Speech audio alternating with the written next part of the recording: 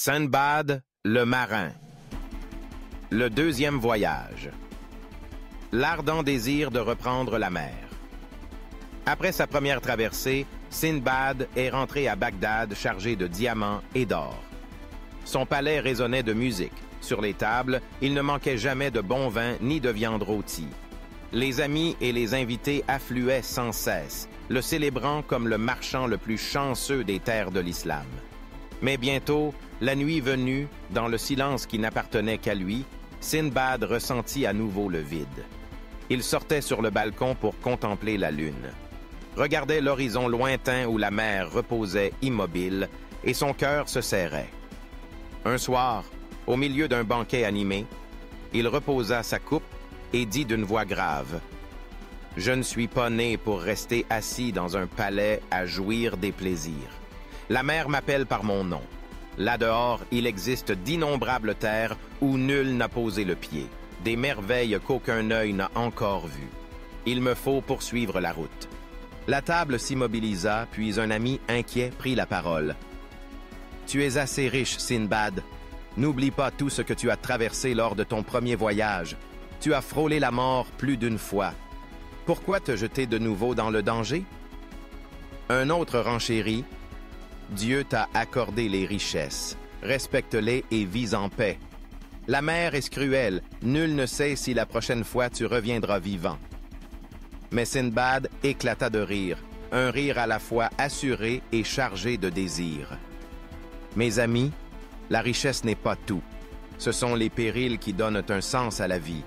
Je veux affronter l'épreuve pour savoir que je vis encore, que je respire, que je désire. » Ces mots mirent le feu au cœur. On frissonna et l'on l'admira tout ensemble. La décision fut donc prise. Une fois encore, Sindbad engagea son capital dans le grand commerce au long cours. Il choisit des aromates précieux d'Orient, du verre fin, les plus belles soieries persanes, des marchandises sûres d'apporter un immense profit dans des ports lointains. Un navire neuf, plus grand et plus solide, fut armé. Les voiles blanches se gonflèrent de vent, des marins aguerris furent engagés. Le jour du départ, le quai de Bassora retentit d'acclamations. On faisait des signes d'adieu, partagés entre admiration et inquiétude pour l'audacieux qui affrontait encore l'océan. Debout sur le pont, le vent dans les cheveux, les yeux brillants vers le large, Sindbad lança: « Me voilà reparti. Ô mer, éprouve-moi une fois de plus. » Ainsi commença officiellement le deuxième voyage, porteur de dangers plus terribles encore, mais aussi de prodiges d'une grandeur décuplée. Tempête vers une île inconnue.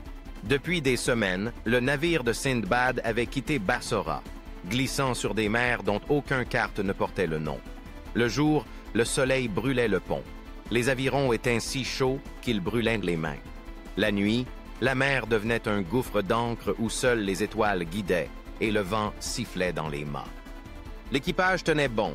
Sindbad, plein d'espérance, pensait qu'il rentrerait cette fois avec des trésors plus étranges encore que les diamants de la vallée.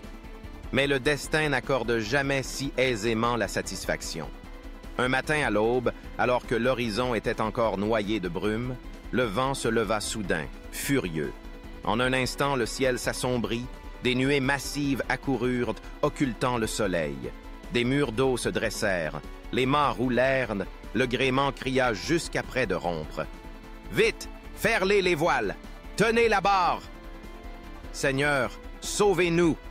Le navire, minuscule, fut projeté en l'air, puis rejeté comme une feuille dans l'ouragan. Un craquement atroce éclata. Le grand mât se brisa et s'abattit sur le pont. Les bordages fendirent, l'eau se rua dans la cale. « Nous sommes perdus, la mer nous engloutira. » Dans la tourmente, Sindbad s'efforçait de garder son calme, serrant le bastingage, murmurant une prière. Il savait que la mer est à la fois amie et ennemie, et que seule la foi et la volonté donnent à l'homme une chance de survivre. Enfin, après des heures de supplice, la coque céda avec un rugissement. Le navire vola en éclats. Hommes et cargaisons furent happés par le maelstrom. Sindbad, la bouche amère de sel, lutta dans les vagues. Il réussit à saisir une large planche et se laissa porter par le courant. Dans sa confusion, il entendit encore, puis s'éteindre, les appels de ses compagnons, comme des fantômes disparaissant sous l'écume. Au lever du soleil, la tempête se calma. Des lames plus douces poussèrent Sindbad et quelques rescapés sur la plage d'une grande île. Trempés, épuisés, haletants, ils rampèrent jusqu'au sable. Devant eux, l'île apparaissait d'un vert intense. Des palmiers immenses oscillaient dans la brise, la forêt au loin bruissait. Les oiseaux chantaient, des fruits mûrs rouges et dorés pendaient comme une invitation. Un ruisseau clair murmurait, et les survivants, la gorge en feu, s'y précipitèrent pour boire. « Dieu ne nous a pas abandonnés, c'est le paradis », murmura un marin en tremblant.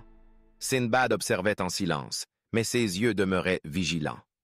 Il avait trop voyagé pour ignorer que les lieux les plus beaux cachent parfois les pires périls.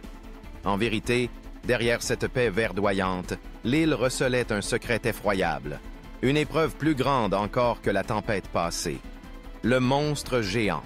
À peine avaient-ils allumé un petit feu pour sécher leurs vêtements que la terre se mit à vibrer violemment.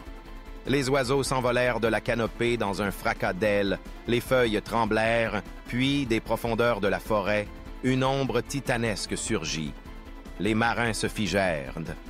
Devant eux se dressait un monstre terrifiant, haut comme une tour, le corps massif, la peau noire et brillante comme enduite de goudron. Ses yeux rougeoyaient tels des braises. Son souffle, brûlant et fétide, empestait le sang et la chair. De longues griffes acérées comme des épées s'enfonçaient dans le sol en craquant la pierre. « Ô ciel! Un démon des mers! » hurla quelqu'un. La créature ne leur laissa pas le temps de fuir. En un éclair, elle allongea un bras gigantesque, empoigna un marin comme une fourmi, ouvrit une gueule de caverne hérissée de crocs et l'engloutit d'une seule déglutition. Les os craquèrent, le cri s'étouffa et s'éteignit au fond du monstre. La panique dispersa les hommes, bras et jambes s'emmêlant comme un banc de poissons pris dans les filets. Les appels à l'aide retentirent aux lisières de la forêt. On trébuchait, on glissait dans la boue. Quelques-uns coururent vers la mer, espérant que les vagues les protégeraient, mais l'ombre du monstre les couvrait comme un cauchemar. Sindbad, lui, agit autrement. Rompu à 1000 dangers, le cœur battant mais l'esprit clair, il se glissa dans une étroite faille entre deux rochers, plaqua son corps contre la pierre, haleta et suivit du regard le moindre mouvement de la bête. Si nous ne faisons que nous cacher, elle nous tuera un à un. Il n'y a qu'une voie vers la vie, la combattre, ou au moins la tromper, se dit-il. De sa cache, il la vit traquer sa proie, fouiller furieusement, balayer d'un bras, déraciner des arbres séculaires. Un autre marin fut fauché, projeté au loin, et le sable se teinta de rouge. Les cris s'étranglèrent en sanglots. Sindbad serra les dents, sentit la frontière fragile entre la vie et la mort. Des images affluèrent. Les rires des amis à Bagdad, les banquets au palais, et la promesse faite à lui-même d'avoir une vie plus grande qu'un simple gagne-pain. Il ne mourrait pas en vain ici. Il ramassa un caillou, futile contre le monstre, mais sa main se crispa avec résolution. Son esprit avait déjà tracé un plan téméraire. Survivre par l'intelligence, non par la force. La bête avançait vers le feu de camp. Ses yeux rouges illuminaient la clairière. Son souffle brûlant faisait vaciller les flammes. Quelques survivants se terraient encore, leurs gémissements se mêlant au rugissement. Sindbad avala sa salive, une lueur de détermination dans le regard. Il faut agir, sinon cette nuit sera la dernière pour nous tous. Le stratagème pour s'échapper. La nuit tomba, couvrant l'île étrangère de son voile. La lune filtrait à travers le feuillage, éclairant des visages las et terrorisés. Il ne restait plus qu'une dizaine d'hommes, grelottant près des rochers, tandis que, du cœur de l'île, montaient les clameurs du monstre. Malgré le tumulte de son cœur, Sindbad garda un sang-froid rare. Agenouillé, traçant des cercles dans le sable, il réfléchit. Nous ne pouvons pas lui opposer la force. Il est 10 fois plus grand que nous, un seul coup suffirait à nous broyer. Mais Toute créature a un point faible. Quel point faible? Balbutia un marin. C'est une bête de l'enfer. Souviens-toi, il est puissant. Oui, mais as-tu vu ses yeux? À chaque flambée, il cille et gronde. Il est très sensible à la lumière. Si nous manions le feu, nous pourrons l'effrayer et nous ouvrir une brèche. Un espoir naquit. Ils se dispersèrent dans la forêt, coupèrent du bois sec, recueillirent une résine poisseuse, lièrent de grandes torches. Leurs mains tremblaient de faim et de peur, mais une foi nouvelle les guidait. Toute la nuit, ils travaillèrent en silence, veillant sur une petite flamme, promesse d'un brasier à l'aube. Quand l'aube pâlit la mer, la terre vibra de nouveau. Le monstre sortit du bois, les yeux en feu, de la fumée aux naseaux, flairant les survivants. « Maintenant !»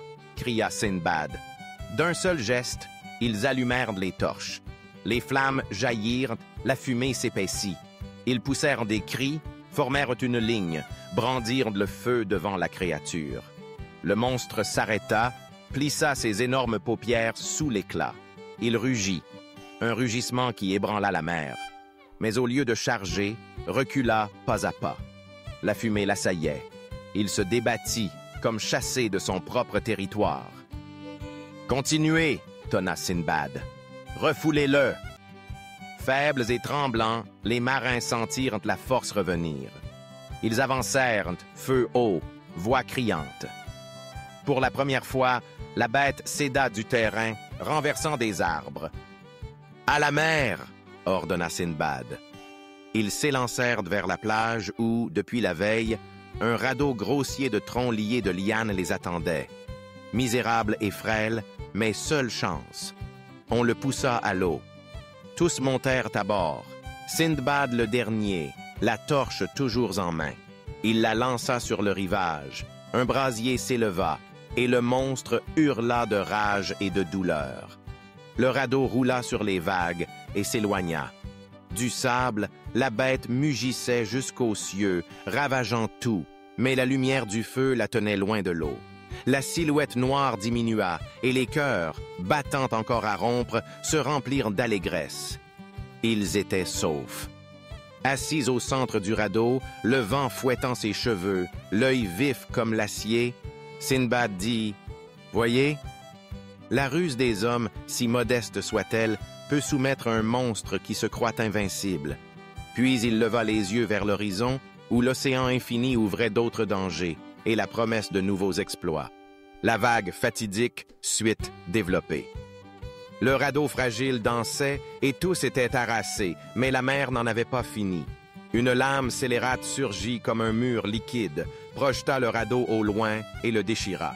Des cris, des mains qui se cherchent, le craquement du bois, puis plus rien que le grondement de l'eau. Sindbad reprit conscience à la dérive sur l'océan. Son corps meurtri brûlait de sel. « Seigneur, si le destin me garde encore, montre-moi une issue. » Il s'agrippa à une poutre flottante. Les jours se confondirent. Soleil de feu, nuit coupante, sel à chaque respiration. La faim et la soif lui volaient ses forces. Des visions l'assaillissaient. Enfin, à l'aube grise, sa planche heurta quelque chose.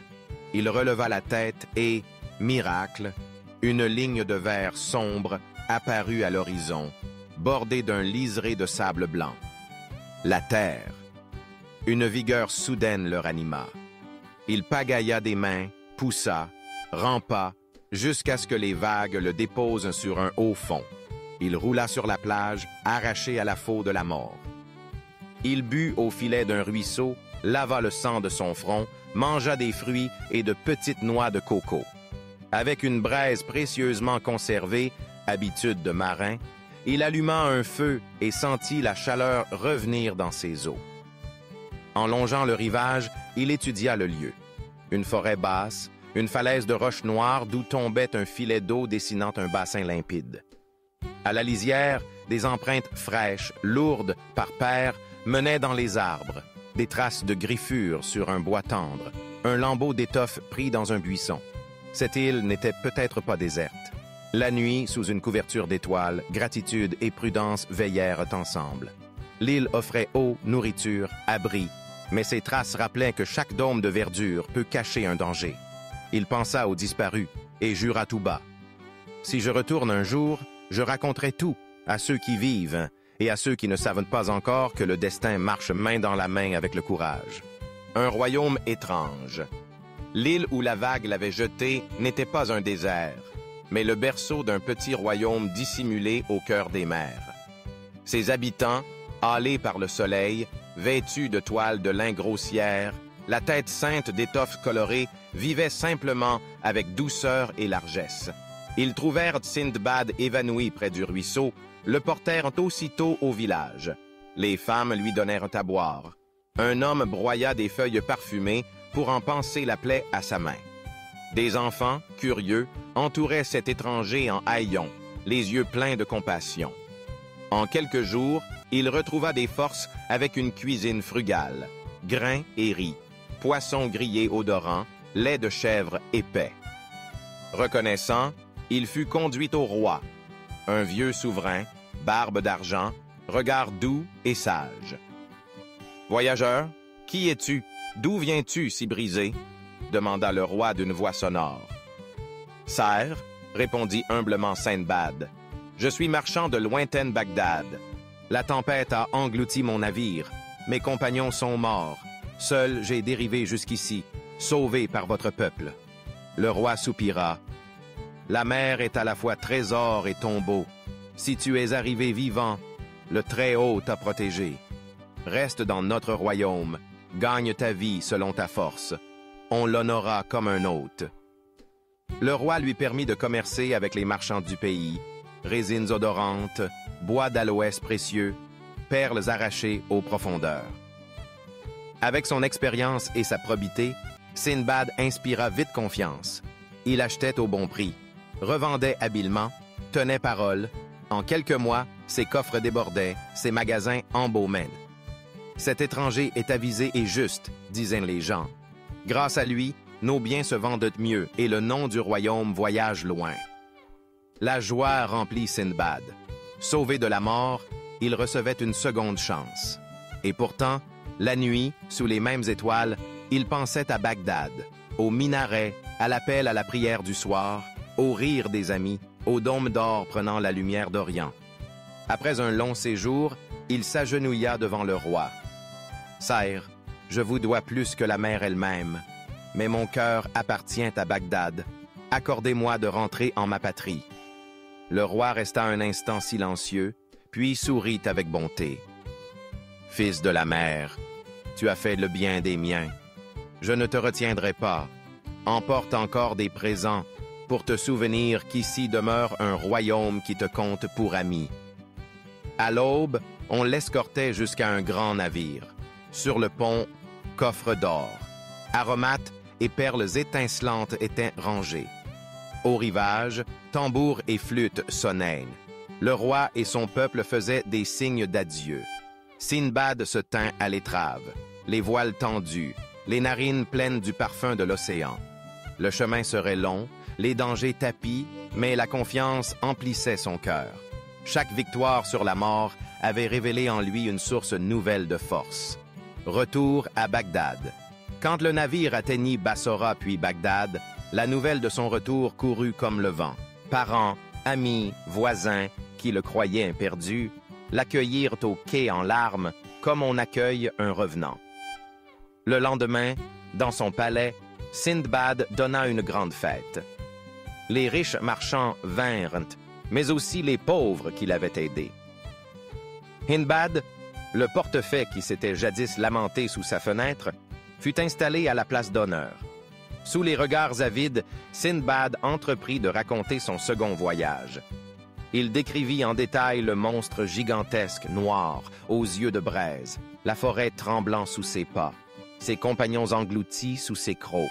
La salle frissonna, des mains se posèrent sur des bouches, des yeux s'écarquillèrent. Puis il parla de la tempête ayant brisé le radeau, des jours à dériver sur une planche, la gorge déchirée par la soif, jusqu'aux prières au Très-Haut. Certains essuyèrent des larmes en silence. Son ton s'adoucit lorsqu'il évoqua le petit royaume bienveillant.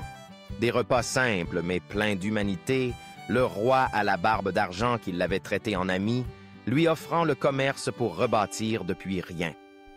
Enfin, Sindbad conclut d'une voix profonde. « Voyez-vous, mes amis, entre la vie et la mort, il n'y a qu'un fil.